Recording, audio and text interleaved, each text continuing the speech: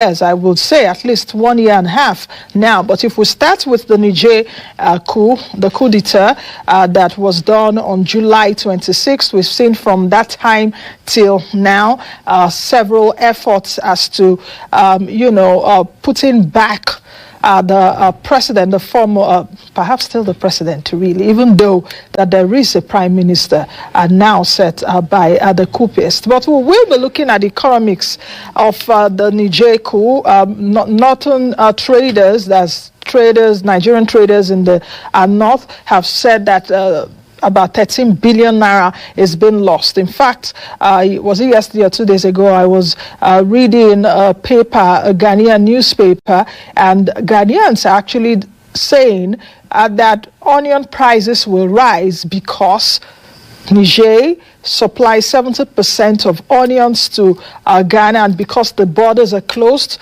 there won't be adequate supply of onions. And meanwhile, Nigeria supplies Ghana 20% of their onions, and that will not be enough. So we'll be looking at that today on the program, as well as the sit-at-home order. Today is a Monday. The Southeast is on close down.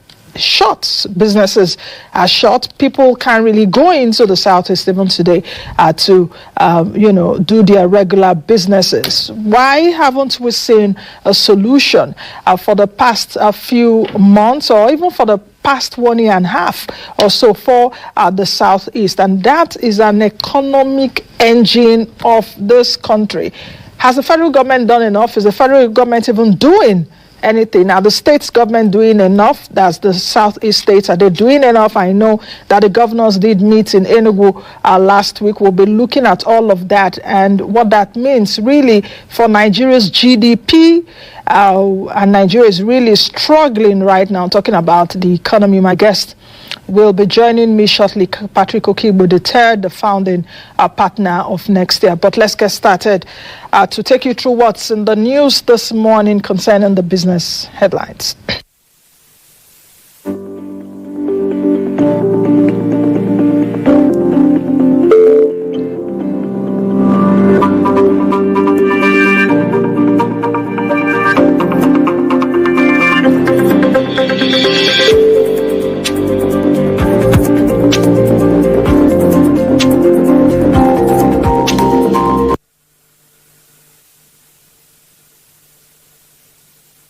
The acting governor of the Central Bank of Nigeria, Shonubi, has disclosed that the Apex Bank will penalize banks engaging in illegal sale of forex. Shonubi stressed the importance of accurate steps to restrict illicit remittances and channel them via appropriate means to maximize economic growth.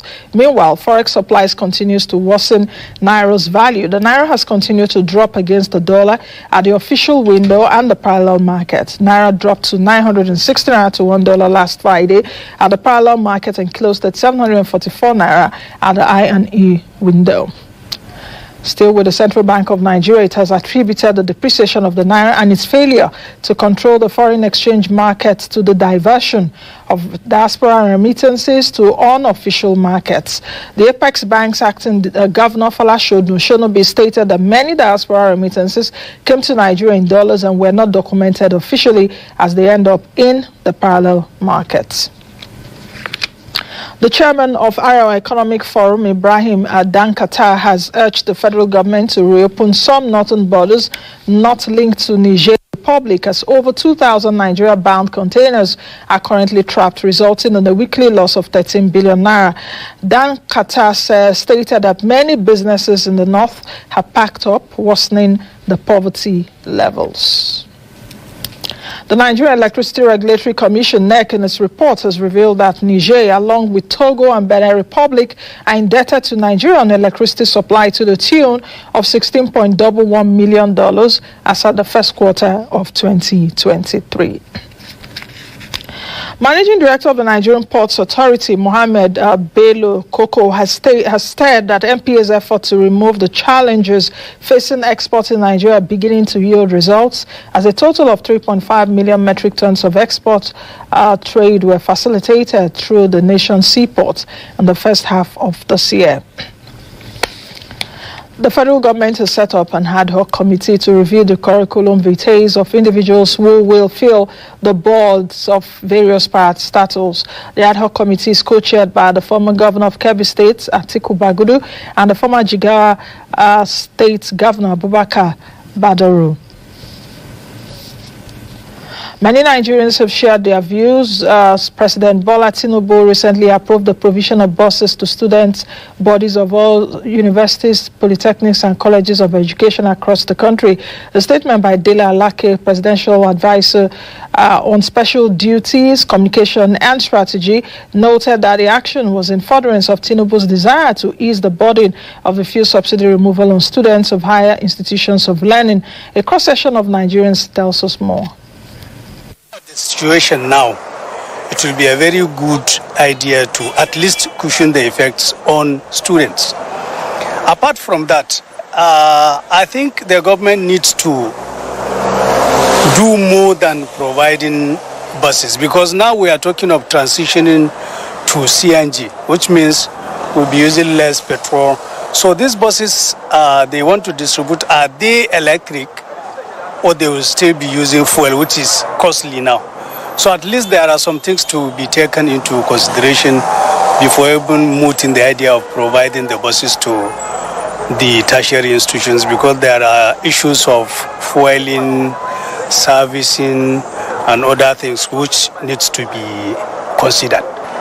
Yeah, these fuel issues, the hike in price of the fuel is actually giving us a concern, because as you can see, for quite some time now, we've been suffering, and we that find it very difficult to, go to work every day because of the hike in fuel prices.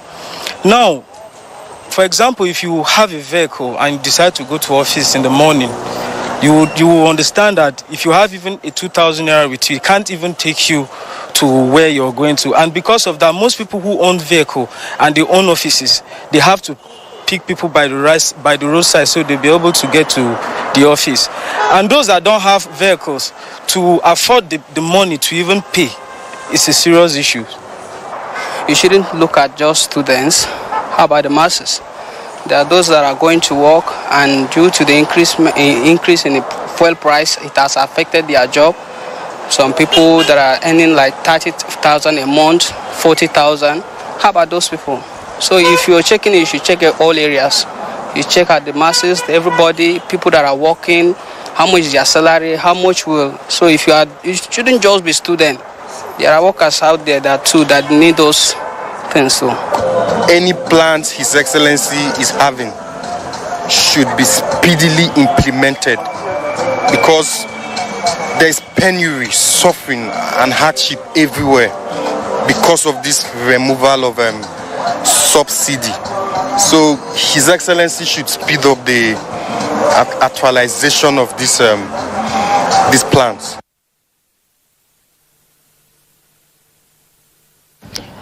Niger's Johnson said on Sunday that they had assembled enough evidence to prosecute ousted President Mohamed Bazoum for high treason following his imprisonment in July and Niger's military subsequent dissolution of the elected government.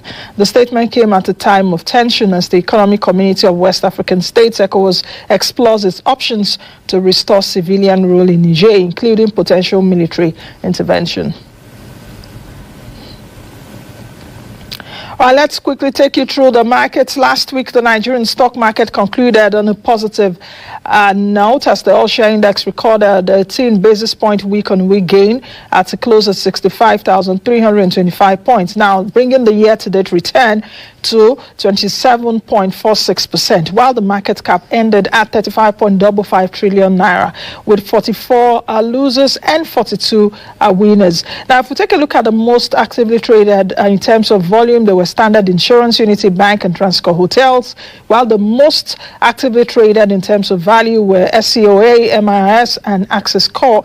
In the money market last week, the open buyback rate fell to close at 2%, while the overnight rate closed at 2.80%. Meanwhile, the Treasury bills market last week traded on a mildly active note as investors sought to fill their unmet demand from auction with the average benchmark yields printing at 6.39% at the close of the week. If we move over to the FGN local bond market in the previous week, it's ended on a quiet note as the average benchmark yield settled at 13.66%. The FGN Eurobond market traded on mixed sentiment, while as the previous week, as the average benchmark yields rose, settling at 10.72%. Now, if we take a look at the I&E window, which has been renamed the Nigerian Foreign Exchange Market, the value of the naira printed to 740 naira to $1. Now, let's move over to the United States, where Wall Street is set to really shrug off a rough week today. This week will be driven by earnings from Home Depot. We would also see earnings from Walmart, Target. U.S. retail sales data for July is due on Tuesday morning. We'll be getting inflation numbers from different countries. I also think India would also be coming out with inflation data. So much to chew this week. European markets opened cautiously optimistic today, while Asian markets fell largely today while we were asleep. Oil prices eased on Monday after 7 straight weeks of gains, supported by tightening supply on OPEC Plus output cuts as concerns about China's faltering economic recovery and the stronger dollar weighed. Gold prices fell to their lowest level in more than 5 weeks today, as it's still trading though, so it's early trade, as the dollar and bond yield strengthen ahead of the U.S. Federal Reserve July meeting minutes that would guide expectations on future interest rates. So that's it for you there. A wrap of the market so far. Let's quickly take a break for us to get into our conversation. So much to chew. We will be right back as my guest will be joining me. Don't forget to join us on all our socials. In case you're not doing that, please do well to subscribe to our YouTube channel, Moneyline with Nancy TV, where you get to really watch great interviews that will give you insights. If you are not on it, you're on a long term. Let's quickly go on a break. We'll be right back.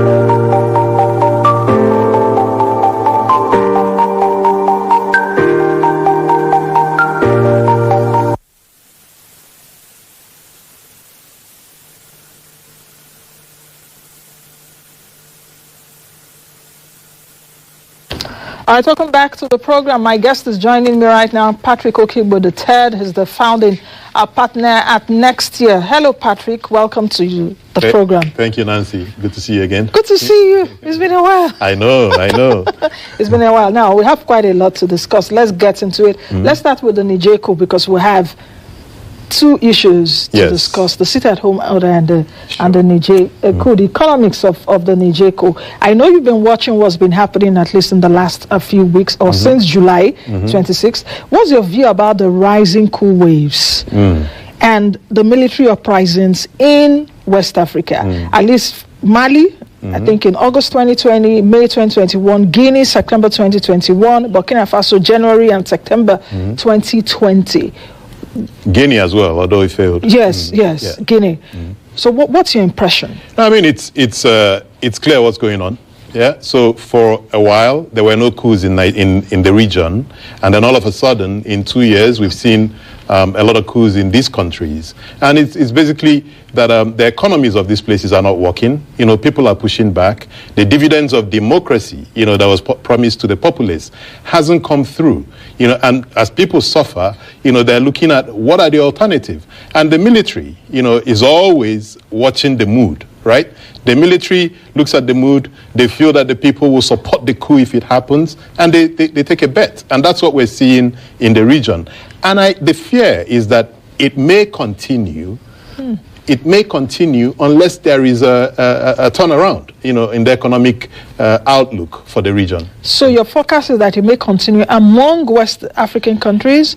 Because we have 15 countries now. Correct. 3 countries are, you know, within battling this right now. So for you to say it may continue, which other countries are you looking at? That's a negative prediction. No, I mean, there's something called the neighborhood effect, right? And and that's what we've seen. You know, we've seen the neighborhood effect where in the Sahel, it's become acceptable, you know, unlike a few years ago when most social scientists thought that we have gotten, you know, away from coups. What we're seeing is that as the coups happen, and they succeed, then the neighborhood effect kicks in. You know, other countries are looking at it and saying, okay, maybe. So we need to be careful that it doesn't spread to other countries within the Sahel, within the West Africa region. And I think that's what motivated ECOWAS, you know, to say, enough of this, we need to push back. And they're hoping that by pushing back on Niger, you know, they can stop this trend from spreading to other countries. Now, you talked about citizens of, citizens of these countries not being satisfied with what is happening in those countries, especially regarding the economies. Why do you think that is so? Because democracy is described as a government of the people or by the people, of the people, and for the people. Why are we seeing seemingly hollow democracies around West Africa, democracies that are not giving good governance? Meanwhile, democracy is touted as the best form of government to give good governance, where we see other countries that have weak democracies or no democracies at all, and seemingly good governance, and the economy is doing well, people have high purchasing power and all of that. Perhaps, okay, let me just give you some examples. China, for example. Okay, like in Africa, okay, we can say like Seychelles, we can say some other countries like that. So what exactly is happening? Okay, so let's start from the beginning. And there's a lot of social science research in this area. When people say democracy is the best form of government, they leave the latter part, because it was Winston Churchill that said this, and he said of all the other things that we've tried, right? You know, so he's not saying that democracy is some kind of a magic bullet. He's saying it's flawed in its own way, but when you compare it to every other form of government, it's the best we have, right? So that's number one. Then some social science literature on this says, is there a direct link between democracy and development? You would think that the most democratic countries in the world would be the most developed, right? If there was that direct causation. But it's not. It's not, So if you look in Africa, Namibia, I think, is ranked highest in terms of a democracy index. But it's not it's not the most developed, right? If you look at the development, in terms of development in Africa, Seychelles, will be seen as one of the most developed, but they are not, in terms of the democracy ranking, ranked as high as Namibia. Now, if you go to places like China, for instance, and this is probably at the heart of, that great book, Why Nations Fail, by Darren Acemoglu and James Robinson, where they argued that, if you have like inclusive institutions, etc., that your government would do better, you develop better. And then the question is, what has happened in China? If China is one of the most illiberal governments, but they've exited almost 1 billion people from poverty in the last X number of years, they have become one of the biggest economies in the world.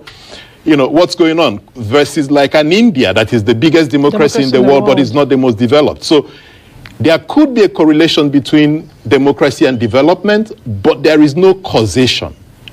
There is no causation. It's not like once you have democracy, then it's a magic tonic that means you're going to be developed. So yes, let's get it very clear. Democracy is the best form of government of every other thing that we've tried. But the fact that you have democracy does not mean that you would have development. You need to work hard to deliver development to the people.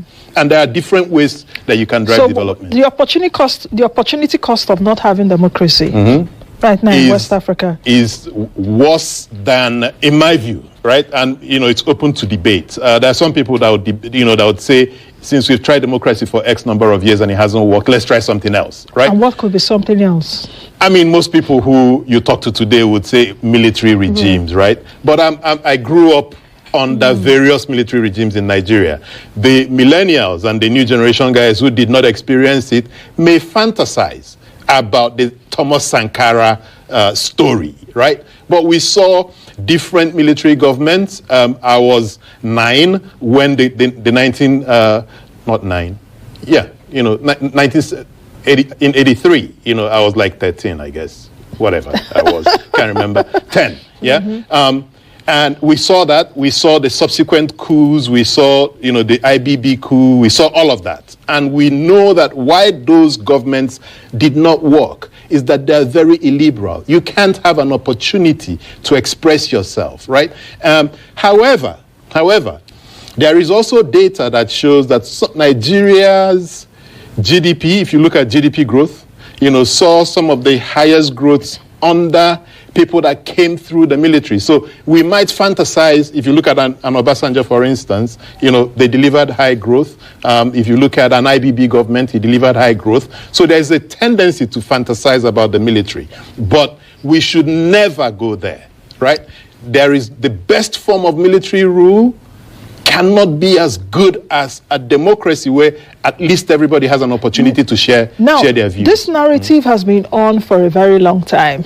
The military is not the best for us. The military guys should be in the barracks. We shouldn't see them. They should defend the territory of the country and all of that. Don't you think that is also giving impetus to democratic leaders for being incompetent and for being corrupt and all of that? Because if you take a look at what the Nigerians have said, a lot of their citizens were on the streets. They were happy.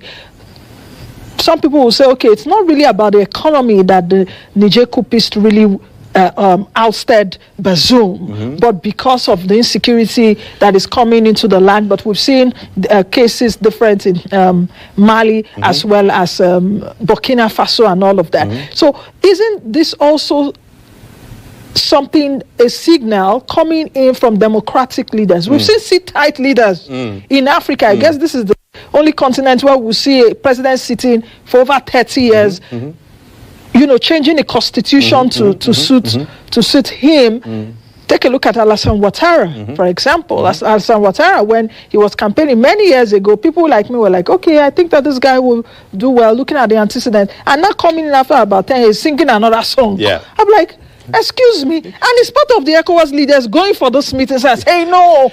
Do you understand what I'm trying to say? I get your point. And let's get this straight.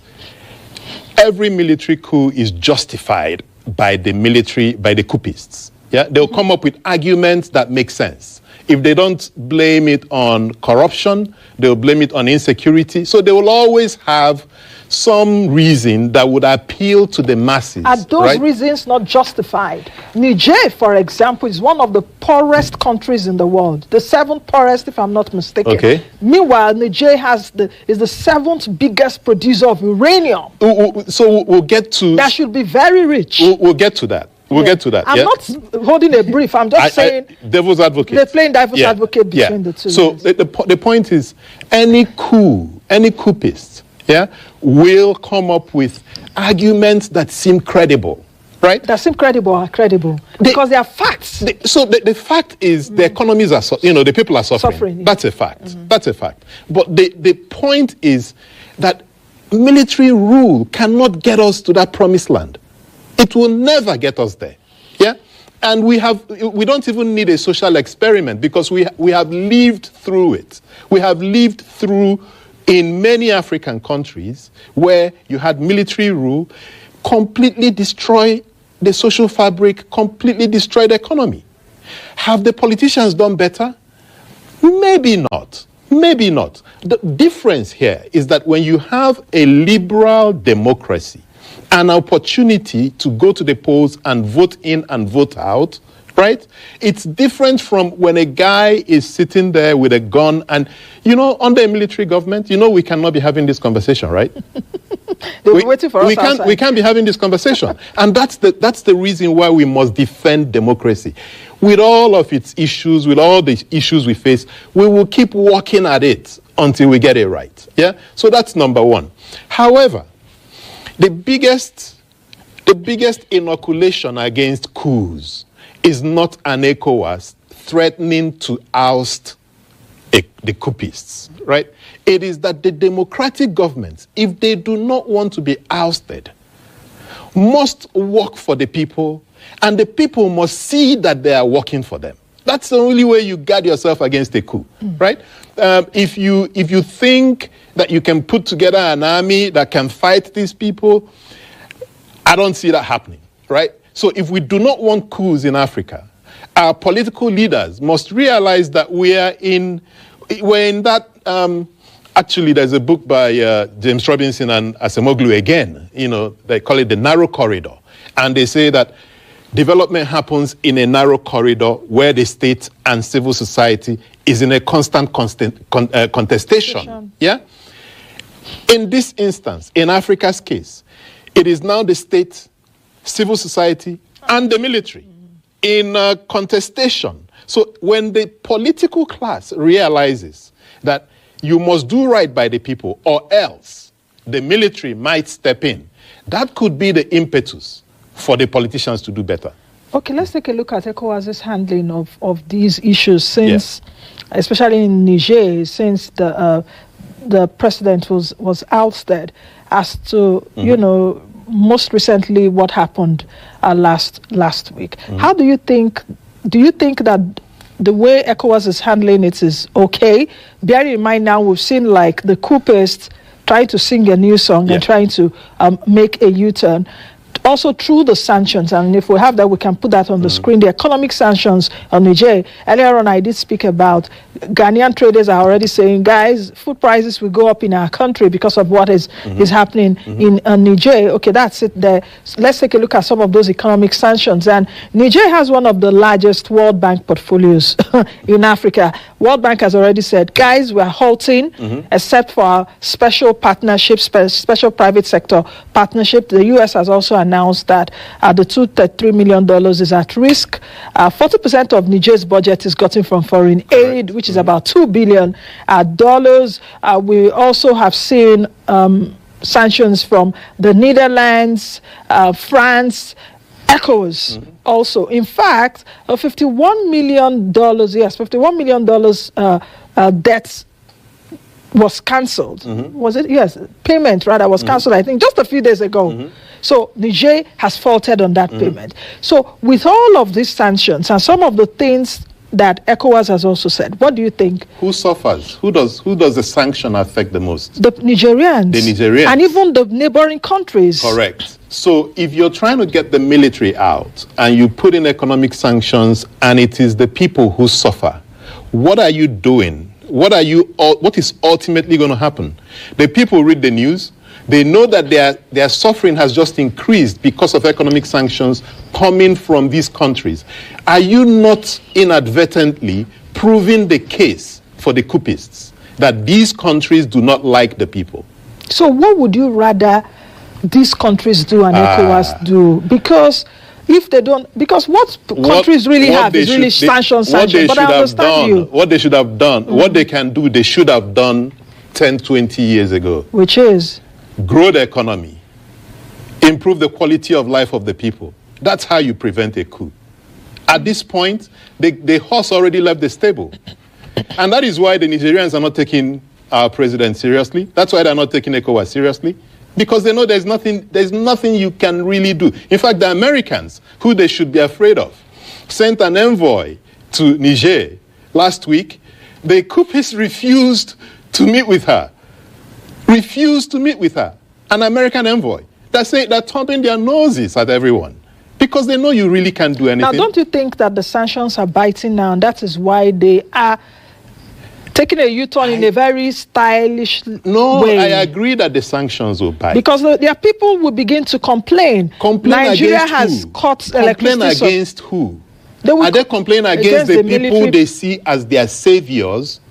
Because remember, the mood now is that these military guys have come to save us from the imperialists, save us from our politicians, right?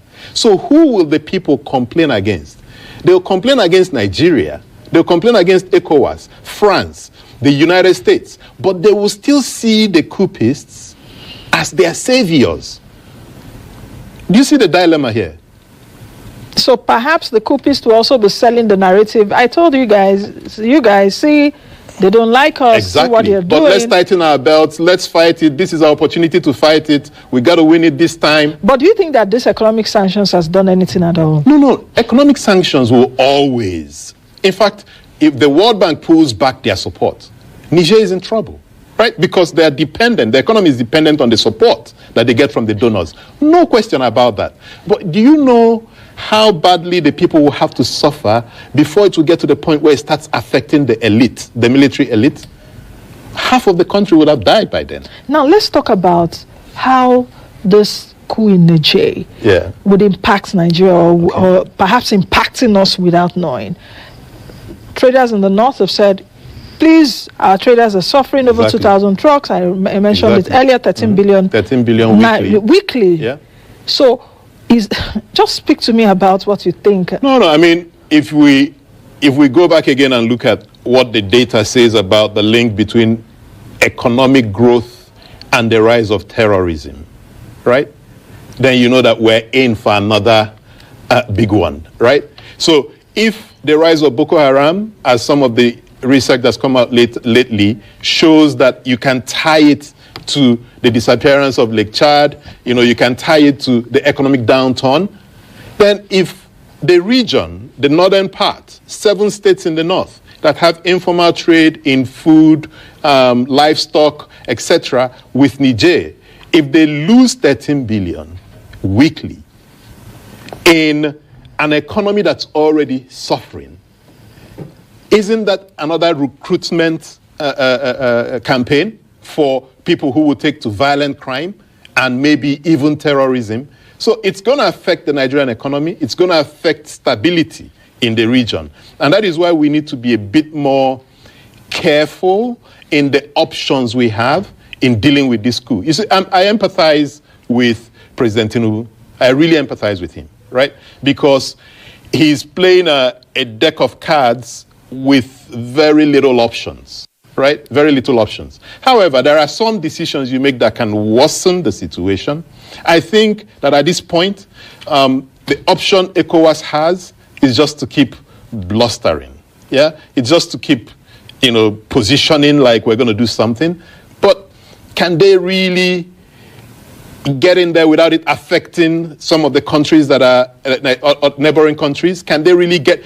So if you look at how much Nigeria spent on ECOMOG, I was coming to, if Nigeria at this time can afford a war, can we afford a war at this time? How can we afford that? Because during ECOMOG, at least I've listened to our former CDS, Chief of Defense Staff, Lucky Rabo, said We spent, I think, $8 billion in Liberia, if I'm not mistaken. Former High Commissioner of Sierra Leone said about $13 billion was spent. Liberia, Sierra Leone, and what's the third? Anyway, during the ECOMOG time. Cote d'Ivoire, yes, Cote d'Ivoire. Yeah. $13 billion. President Obasanjo said we spent $13 billion in prosecuting, that peacekeeping mission in those 3 countries, right? Peacekeeping mission, and then you go in to fight this coup when all the other countries, neighboring countries, where you have military rule, have said we do not recognize ECOWAS, right? So that means that once you get into Niger, you probably find yourself, also deploying soldiers in some of those other countries, right? Does the Nigerian economy today, have that kind of money, to prosecute a war like that? I don't think so. Yeah, there's nothing we've seen in the economic analysis that shows that is a good use of the very limited resources we have.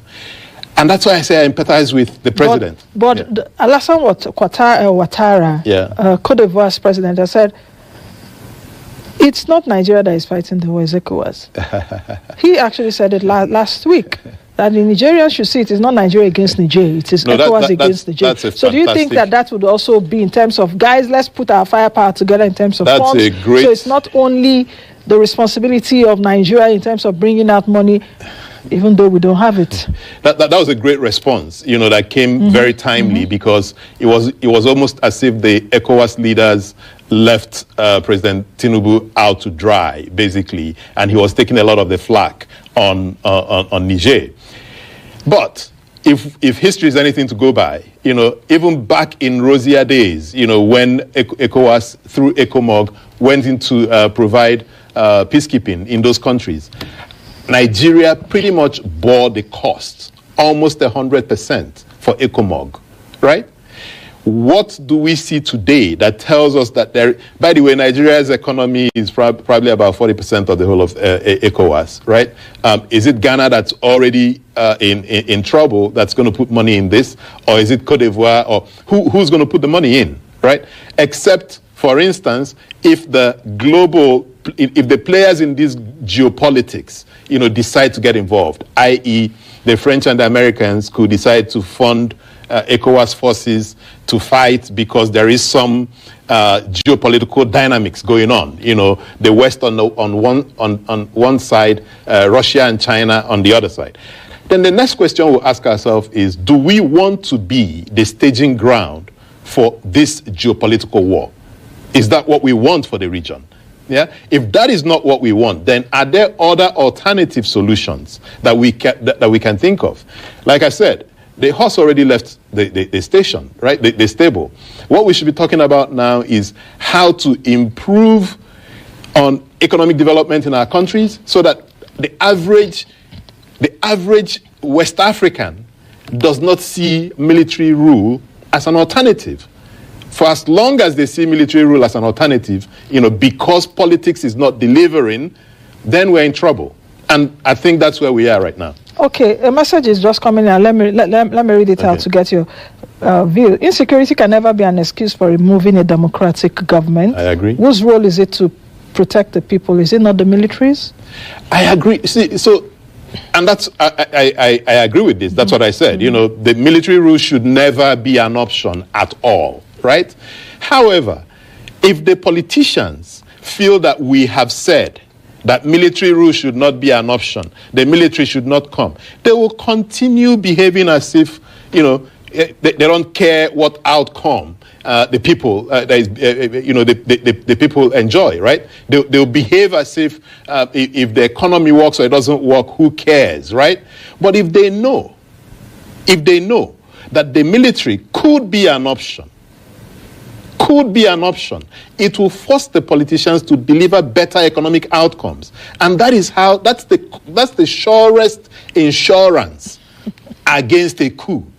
It is not, you cannot hedge against a coup because you believe ECOWAS is going to come together and kick against them, or you believe America is going to put boots on ground. It's not going to happen, okay. Right? Okay, let's go to the next conversation, because it seems we shouldn't dwell so much on this Niger. Perhaps we've even done that. The sit-at-home order in the southeast. Today is a Monday.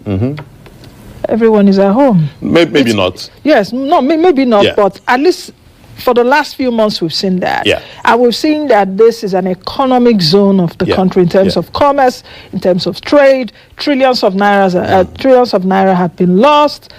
In some states, total sit at home. In some areas, some people go out, but there is fear. Exactly. Now, the cost of fear is what we have seen in the last few weeks or in the past 1 year and a half. How do you think we should address this moving forward? It's a big problem, right? And some numbers here. There's a group called Dev East, right? They've funded some research on the economic cost of the sit-at-home in the southeast, and they looked at just the transportation sector. And the region loses about between 10 and 13 billion every Monday that people do not come out. Just looking at the transportation space, they haven't looked at other things, right? Now, there's a second problem where you have children who now have 4 days out of 5 school days to catch up on what the rest of the country is spending 5 days studying, right? You have another bigger problem where the civil servants work for like 3 days a week. 3 days, right? Because Monday is sit at home, Friday is for burial, right? And because we run a burial economy in the East, by 10 o'clock, noon, everyone's gone for some burial or the other. So you have a region that's really running a 3-day work week. The impact is incredible. The economic impact is incredible. And that is why when MBS comes out with the next set of poverty numbers, you would see that a region that was doing quite well could have slumped into poverty, right? Okay. What can be done about it? Yes, exactly. I think the state governors have started working on this. Do you think it was a little too late? 2 years? Because they met in Enugu last week. Yes. Though there have been pockets of, telling the guys, no, our citizens come out, but they don't listen to them. So I think we have a good crop of governors now, I think. Yeah. What do you mean by good? People who kind of understand the issues and are willing to engage the issues, right? So the meeting in Enugu last week was the public face that we saw, the 5 of them coming together, but I'm privy to some information that they have been meeting, and we haven't seen that kind of unity in the region in almost forever, right? So that's number one. Number two, you have people who can bring a bit of intellectual heft, to the issues, and who are bold to take a stand. So you must respect what the Enugu state governor has done. He's basically said, what is happening with Nnamdi Kanu may not be right. The courts said release him. Mr. President, please respect what the courts have said, right? But whilst we're waiting for that to happen, everyone's got to go back to work. Yeah, and some people are not listening to him. Many people are not listening to him because that's what I mentioned earlier, the cost of fear. Because people are saying, that's for the governor. Okay. You can see if I come out, there's a threat of injury or even death. Exactly. So what has he done? Yeah, he's put more security presence, on the streets. So he's saying to people, we've thought about it. We understand where the conflicts, the vulnerable areas. We have, maxed up on police presence in those areas. You can come out. And I haven't called the people in Enugu today, but I suspect that more people are, on the streets today. Because again, the sentiment of the people, the sentiments are with the governor. The sentiments of the people are with the governor. They know that it's affecting them. They know it's affecting their kids. They know it's affecting their businesses. So perhaps why people are not coming out every Monday is because, going back to what I said earlier, fear. No, it's clearly fear. Which is, I want to come out, but I don't want to come out and die. We understand that. So what is the role of government? The role of government is to show that we should have the monopoly of use of force within this geography. right? And the government must show that they can deliver. And Soludo, for instance, in Anambra State has displayed that. Yeah. So before now, there was high risk in many parts of the state, and what in a very quiet, subtle way, they know what strategy they're implementing. But what we know is that from time to time, you see that certain terror cells have been broken. Some of the names, that you hear of have been arrested, and so on. So it tells you that there is some work going on. There might not be a lot of public noise around it, but there is some work going on. Okay. Yeah. Another question. Nnamdi Kanu has come out to say, at least through his lawyer. Correct. Please, guys, don't sit at home anymore. Correct. Mm-hmm. This is not for the interest of the East. Exactly. Yet, people are not listening to that. The other thing is that, who do you think are the gainers and the losers of the sit at home? Because for every issue, we have gainers and losers. Correct. As it were. So, this is now very slippery territory that we're entering, right? Because you've got Nnamdi Kanu saying IPOB, as we understand it, is not behind the sit at home. But we've got Simon Ekpa in Finland, saying you must sit at home. So the question is, who is in charge? Is there some power tussle within, the IPOB world? And who stands to gain from this? I think what has happened in the region is there's been some cloud, some environment, atmosphere that has allowed for criminality. Yeah? And those criminal elements benefit from this. Those are the ones who are gaining. Number two, there is a sense that some of the people who are projecting the Biafra nationalism argument may be getting some support from people who feel that this is a strategy to actualize the Biafran state. Support here means financial donations and so on. So if you stop the sit at home, maybe that donation pipeline would dry up, and that is why they want to continue to uphold the sit at home. However, it is in every situation, you've got the good guys and the bad guys. What we need now is for the governors and the government of the region, to basically step forward, chest out, and say, we're going to deal with this once and for all. One must be commend them for having worked with the IPOB, at least as we understand it, under Nnamdi Kanu, to take this position that sit at home is cancelled. The rest of it is for anybody who tries to retain the sit at home to be seen as a criminal and dealt with as one. What do you think that the FG has really behaved well in terms of handling of this? Because if we go back to history, the Boko Haram history, the other guy, is it Yusufu? Or yes, in Borno State and all of that. And you look at the trajectory. Nnamdi Kanu has been in detention since. The law courts have said, release this guy.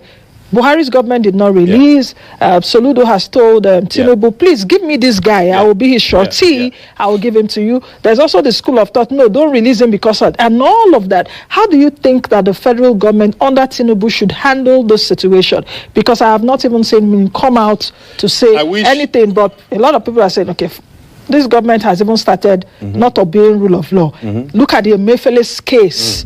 For example, this is a central bank chief that his signature is on your currency, and you're going out saying that foreign investors should come in. Meanwhile, your CBN chief signs your money. You've charged him that he carries a gun. So all of those things, how does it really play out now for a Tinubu's administration to be able to handle this well? Bearing in mind that the Southeast, like I mentioned, is an economic zone, which Tinubu actually also said when he campaigned. I can't remember, was it about which states, which area did he go to? I said, I will make this place the Taiwan. So you recognize that, and yet this region is still suffering insecurity. So I think even if we leave out the fact that the region drives some part of the economy, if we leave that out, right? If we leave that out and just focus on rule of law, right? You can't run a government, a nation as diverse as Nigeria if you do not have certain rules that are sacrosanct. And one of them should be the rule of law. And if the law courts have said, release this guy, right? If I had an opportunity to sit with Tinubu, I would say to him, if you do this, not only will it win you a lot of support and goodwill, from a people, and any which way you look at it, you need a country where there's a semblance of unity, yeah? And even just on account of that, I would say releasing Nnamdi Kanu. And this is a region that is already saying that even in your ministerial appointment, you are not being fair to us. There's so many issues, and I don't want to get... The social-political part of it. There's so many of that, and, I don't want us to get sucked into that. But just to say, if we keep it on the rule of law level, and you say, okay, whether I agree with what the court said or not, for us to run a civil or a civilized society, we must respect our rules. So the court say release. In fact, if you want double shorty, get the governors of the region, to shorty that any day I want this guy, you're going to produce him, right? And I'm sure that to regain the days they lose on sit-at-home Monday, they will give the shorty, right? And once you release Nnamdi Kanu, then you kind of remove the argument that anybody would use in justifying. So do you think that if Nnamdi Kanu is released by the federal government, the Monday sit-at-home will stop? What else would be the argument for the Monday sit-at-home? The argument they laid forward is that we will keep sitting at home on Mondays until Nnamdi Kanu is released. Because the government is not even seeing the gain of this analysis which you've just given, or the solution, as it were, because I wonder what the government is gauging, what the opportunity costs. Maybe the question to ask is, what is government's fear? Or what is government seeing that we are not seeing? Or what information is government have that we don't have, right? And because one part of our business focuses on security and conflict, we think about these issues, we've looked at different aspects of it. I am not sure that there is anything they're seeing that we have not seen. Okay. Except maybe some political considerations, right? And political considerations are real, yeah? But even those political considerations, you can find a way to walk around. And that's what I'm saying. If you have the governors of the region saying that we're going to shorty this guy, we're going to shorty that we will find a way to ensure that, we stay within the ambit of the law, even as he continues to push his argument that the region should go for a referendum, etc. Let's even respect what the laws say. And then we get to all the other discussions. Okay. Patrick, I think we'll leave it at that for today. Yeah, excellent. Because we've discussed at least the Niger COUP. We've also looked at the sit-at-home order, and that really, really pains my heart because we're talking of even Niger. Back door here, we have our own issues that we're grappling with. But thank you very much. Thank you, Nancy, for having me. For coming, and I hope we'll talk sometime soon. Again. Yes, excellent.